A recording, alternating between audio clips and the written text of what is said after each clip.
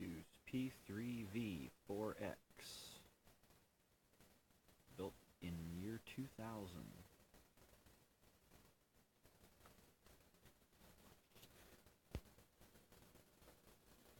ATI Rage 128 video card. Sound Blaster Live. 10100 LAN.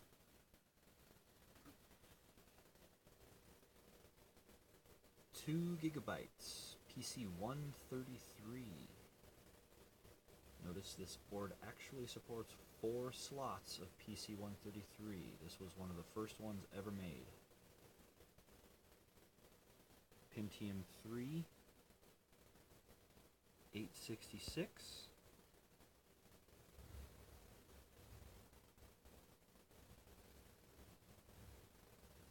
You can see the warranty sticker there from Intel, actually labeled 866.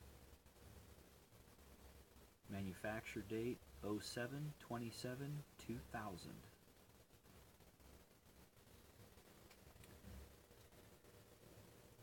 Manufacture date of this motherboard also, or the video card, I'm sorry. I can get it to focus. Yeah, it doesn't want to. It says 2000 on the corner. This is all from the year 2000.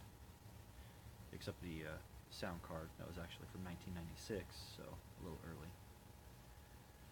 Currently connected, 20 gigabyte Fujitsu. Micro Advantage DVD burner, both running IDE, obviously. So if you didn't know any better, you would think that this video is actually from somewhere around the year 2000, maybe a little bit newer. It's not. This is 2019. This is an almost exact replica of the system that I originally built in the year 2000 while stationed in Germany to play games like Quake, Quake 2, eventually Quake 3, Unreal Tournament, the original before the Game of the Year edition, so 1999 edition Unreal Tournament. And right now, we're going to hit the power button. Right here. Boom. On she goes.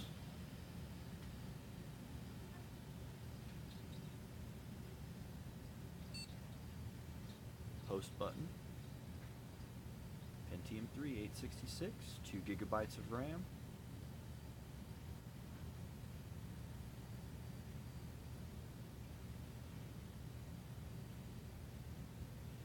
Oh, it got mad because I unplugged the loud case fan that I had running a little while ago. Too noisy for the video, so unplugged it.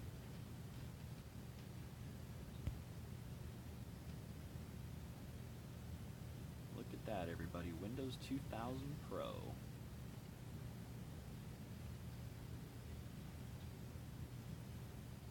Got lucky enough to find an original copy of this.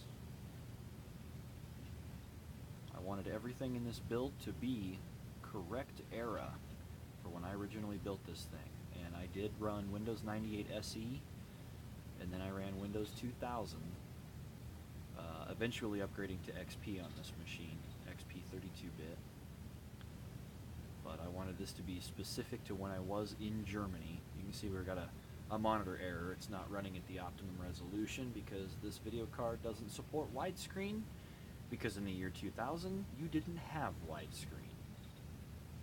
But you can see that we do have our start menu, our year 2000 icons. Got a few drivers I need to install, but it is up and running. Pretty excited. This is a 19-year-old computer, and it's running absolutely beautifully. See my aftermarket cooler. I plan on overclocking this chip up to about 1 gigahertz, maybe a little higher. I ran it at the original chip at 1.1 gigahertz back in the day, so I'd like to try to get that as close as I can. I will be bringing home a beautiful beige case and keyboard. I do have a beige set of Samsung speakers that will be going with this, as well as this beige Samsung flat screen monitor. So it'll be rocking the year 2000 in all its glory, in the right way. I do have vintage pictures of LAN parties that I took this original hardware to, and yep, every machine in the picture was beige, except we were unfortunate enough to all be running CRT monitors at that time. Not much you could do. That was the technology we had. That monitor actually will be the only thing that is not of the correct era, but it's going to give me a pretty nice picture for playing these old games. And when I got it set up on the desk, everything with matching beige would be pretty sweet. But we'll probably give you an update once I have everything built into the new rig. I do plan on dressing it up just a little bit. I got a pretty classy looking power supply, bright blue connectors on it, so you know, kind of a thing back in those days, similar to the ultra bright yellow aluminum heatsink that we have on this thing. Much bigger than the original Intel hardware that they came with. I'll show you the difference here. This is an original Pentium 3 here.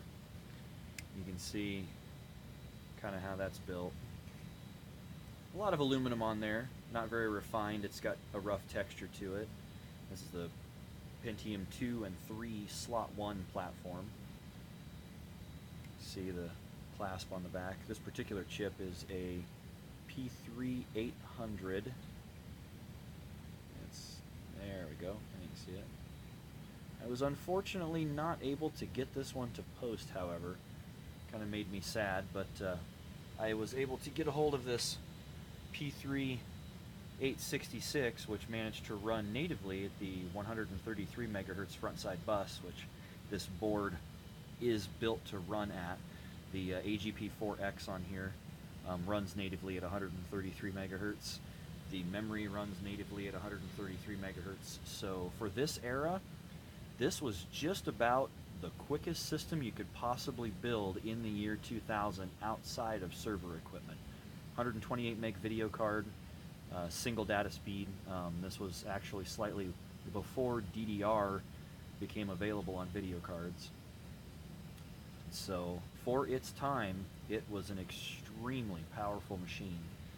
And my plan is to use it for some vintage DOS gaming, some original Duke Nukem 3D, the original Doom, Quake 1 and 2, and possibly even some Unreal Tournament. We'll see how that runs on here. So keep up with some updates, and we'll show you the progression of this beautiful beige system as it comes to life, as it did clear back in the year 2000.